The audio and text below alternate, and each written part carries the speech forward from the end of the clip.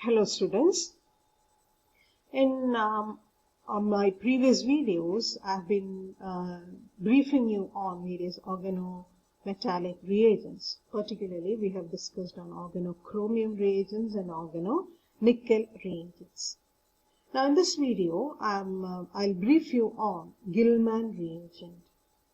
Now, Gilman reagent is an organocopper reagent having a carbon Cu bond. CCU bond is present. It is nothing but simply lithium diorganocopper reagent. We usually call it as diorganolithium cuprates. So this is the general formula R2CuLi. R can be alkyl, alkenyl or aryl group.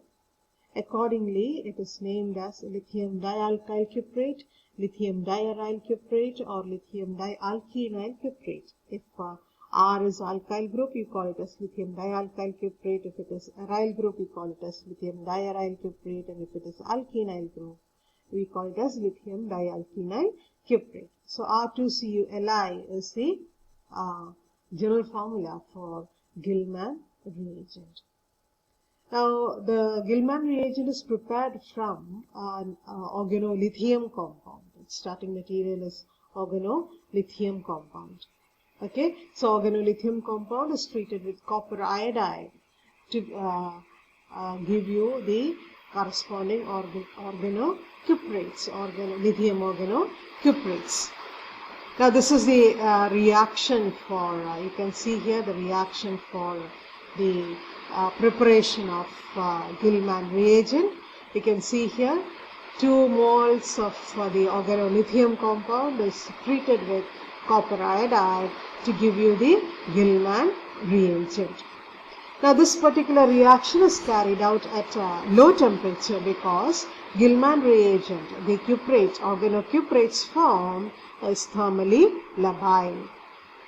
Alright, now coming to the specifications or peculiarities of Gilman reagent, the organic moiety, the alkyl moiety or the aryl moiety or the alkenyl moiety on Gilman reagent act as a nucleophile.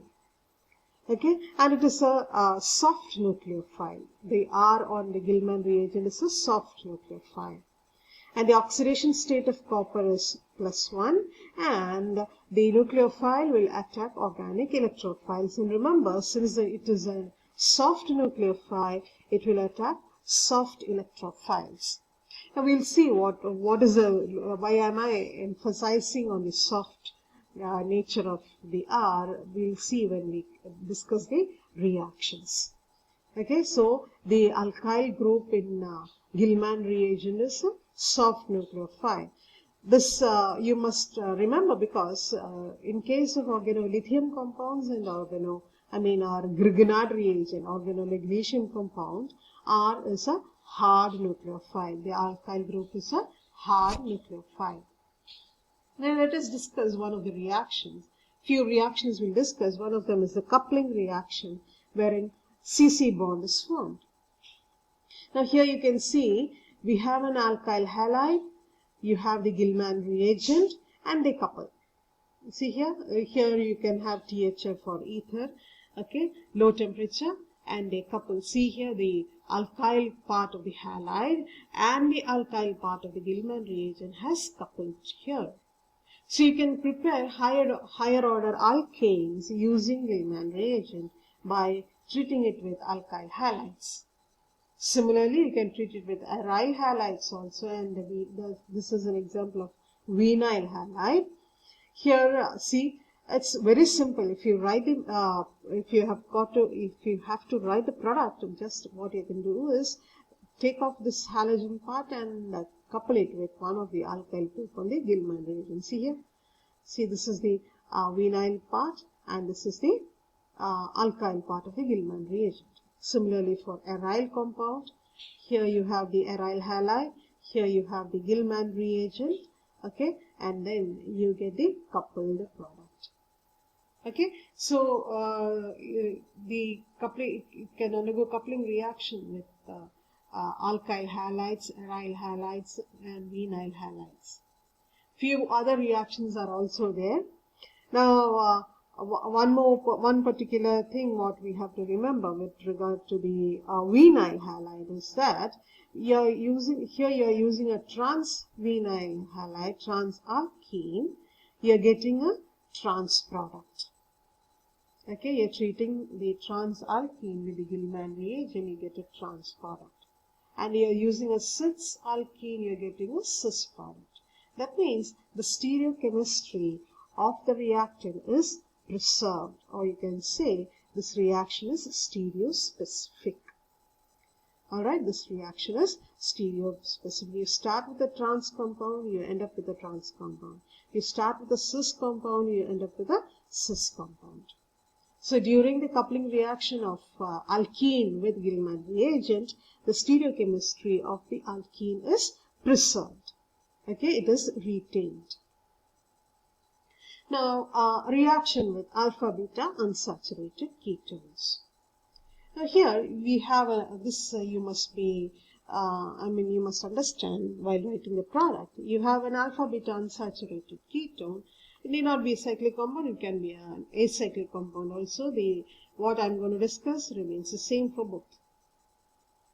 Alright, now we have these organolithium and organomagnesium compounds, organometallic compounds, RLI and RNGX, and also the Gilman reagent. I'm just going to compare their reactivity with alpha-beta unsaturated ketones. Now, as I said earlier, these two, the alkyl lithium compound and alkyl magnesium compound, are hard nucleophiles, while our Gilman reagent is a soft nucleophile. Now, hard nucleophile will attack a place wherein there is high electron density. Okay, that means hard electrophiles. So, hard nucleophile will attack hard electrophilic center. Soft nucleophile will attack soft electrophilic center. Okay, now that's based on the HSAB theory. If you want more detail, just refer HSAB theory. It's been given there in detail. Now, what makes this hard and soft? Copper is less electropositive than lithium and magnesium, and therefore copper carbon bond, CCU bond, is less polarized. Okay, when compared to the CLI or CMG bond.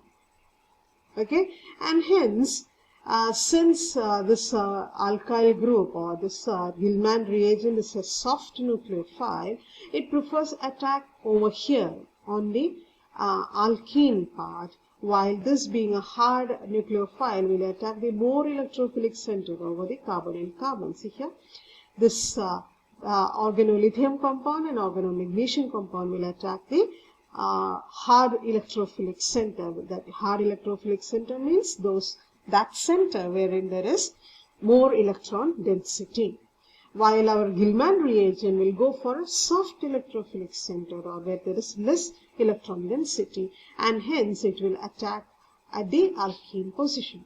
So you can say that when alkyl organolithium compound or organomagnesium compound react with an alpha-beta unsaturated ketone, we get 1,2 addition product. While with the Gilman reagent, we get 1,4 addition product. Okay, we get 1,4 addition product when Gilman reagent reacts with alpha-beta unsaturated ketones. This particular concept you have to keep in mind while writing the products. Okay, now let's take few examples. Now here you have the alpha-beta unsaturated compound, you have the Gilman reagent, and at the product form, see the methyl group has got attached here. So 1, if you count from here, oxygen has 1, 2, 3, 4. Okay, so you get 1, 2, 3, 4, 1,4 addition product. While if you are treating with magnesium compound, the Grignard reagent, you get a 1,2 addition product. 1, 2, O, 1, 2. So here O, Na. Alright, so Gilman reagent with alpha-beta unsaturated ketones gives 1,4 addition product. Okay, that's with alpha-beta unsaturated ketones. Okay, and one more point which you have to remember over here is with respect to alpha beta unsaturated ketones, they are highly stereoselective. As in the case of alkenes, here also it is stereoselective, and the attack goes to the Gilman, the alkyl group from the Gilman reagent attacks the less substituted double bond.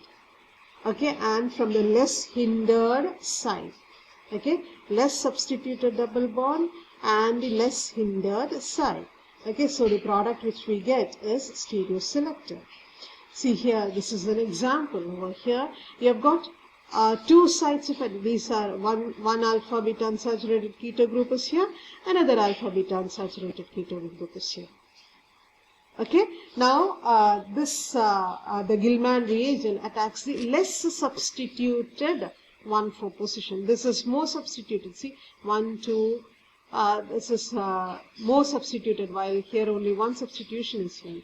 So the Gilman reagent attacks the less substituted point. So you get the methyl group over here, and from the less hindered side.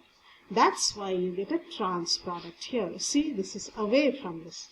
Alright, so the Gilman reagent attacks the less substituted double bonded part of the alpha beta unsaturated ketone, and also from the less hindered side. So it is stereoselective.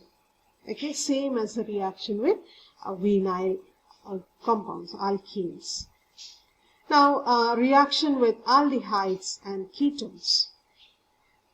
Now, with aldehydes and ketones, the organocuprates give alcohols. The product which we get is alcohols, and aldehydes react readily, while ketones are less reactive. And when the aldehyde reacts, we get 1,2 addition product, not like alpha beta unsaturated ketones. There we are getting 1,4 addition product, while with aldehyde we get 1,2 addition product. And the reactivity of ketone, it is very less. Usually it doesn't undergo reaction, but it can be accelerated by using chlorotrimethyl-silane. Okay, the reaction with ketone, the reaction of Gilman reagent with ketone can be accelerated using chlorotrimethyl-silane. Now, here is the example for the reaction. See, this is the aldehyde part. The Gilman reagent, it's getting attacked here. Okay, so 1, this is carbon, you can say C double bond O, then will be 1, 2. So 1, 2, the carbon is, the methyl group is getting attacked to the carbon, aldehyde carbon, and you get a corresponding secondary alcohol. And you see here, you are getting the anti compound is 30 and syn compound is only 1. Okay, the ratio of anti to syn is 30:1. So you get a trans product, again stereospecific. Now one more example over here, you can see aldehyde, you have the aldehyde group, you have the the Gilman reagent. See here, they have formed trans. Okay, and cis compound formed is only 1, while trans compound, here the ratio is 20:1, anti and syn, 20:1. Okay, again 1,2 addition. You're getting 1,2 addition product. Now those were the reaction with aldehydes. Now with ketones, as I've said earlier, ketones usually do not react with the Gilman reagent. So you have a keto group compound here, it doesn't undergo reaction, but when you are, you can accelerate it with this trimethylsilane chloride, the reaction is accelerated, and you get the product here, the reaction takes place with Gilman reagent. And same again, here also it is 1,2 addition, okay, with more of anti-product. Alright, so without any prompting or without any accelerator, reaction with ketone doesn't take place. Reaction between ketone and Gilman reagent does not take place. Now, let us see the reaction with acid chlorides. Okay, now with acid chlorides also, you can expect 1-2 addition sort of reaction, and you get ketones. Okay, see here, you have an acid chloride group here, and you have your lithium, cuprate here, organolithium cuprate here, or your Gilman reagent. It is an ethyl group. See, the chlorine group has been replaced by the ethyl group. Cl has been replaced by CH2, CH3. Okay, here. Okay, so it's a sort of, you can call it as a coupling reaction also. A sort of coupling reaction, simple. Even if you want to write it in as a product, what is the product formed? Remove the chlorine halogen part, include the ethyl group or the alkyl group attached to the Gilman reagent. So with acid chlorides you get ketones, with aldehydes you get alcohols. Alright, now another reaction over here. You have the acid chloride here. Again the reaction happens at the acyl part. See, you have a keto group and an acyl group. It is the reaction is taking place at the acyl group. Okay, so this you have to, you can say that it is chemoselective because the keto group is intact. The reaction is not taking place in the keto group. Here also, see, when an acyl group is present, the alkene remains intact. The reaction takes place at the acyl end. Okay, so here the reaction takes place at the acyl end and you get the higher order compound. So you get a ketone. Okay, you get an inner ketone. So that's a reaction with acid chlorides. Now, a reaction with epoxides. Now, with epoxides, we get the corresponding alcohols. And here also, you see here the reaction occurs with the less sterically hindered carbon of the oxirane ring, of the epoxide ring. Less hindered carbon of the oxirane ring will be attacked by the Gilman nucleophile. See the example over here. We have an epoxide, you get the corresponding alcohol. Okay, the alcohol is obtained. Now another example to show the stereospecificity. See here, you have an epoxide ring over here, outside external ring. Now the Gilman reagent attacks and you get the alcohol group here. See here, see the alcohol group is obtained and the methyl group is attached here. Okay, so here also it's a sort of a 1-2 addition. So ring opening happens and it goes to the, the attack happens at the less hindered part. See, this is also, the reaction is possible over this carbon and also this carbon. But the reaction, the alkyl group attacks this carbon rather than the other carbon, here. Okay, so it is because here there is a steric hindrance from the methyl group already present. So the attack goes here, so you get the OH over here and a methyl from the Gilman reagent over here. Okay, now one more example we shall see for reaction with epoxides. See here, you have the Gilman reagent. This is a mixed cuprate, cyanocuprate or cyano group is also here. Okay, and then a ring opening happens here. See, ring opening has happened and N-butyl group has got attached to the epoxide ring. Okay, so these are few examples related to reactions of Gilman reagent. If you still have any clarifications regarding what I have discussed, you can ask. Please do refer other resources also. And then while referring, if you still have any clarifications to be done, please feel free. I shall try to help you. Alright. So, thank you for watching this video. Thank you.